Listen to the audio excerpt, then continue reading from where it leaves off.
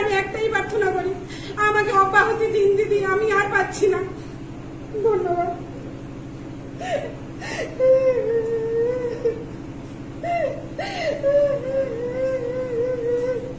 আমার কাছে সমস্ত ফুটেজ, ক্যামেরা, আপনারা যা চাইবেন আমি সব দিতে রাজি আছি, সবকিছু আছে আমার কাছে।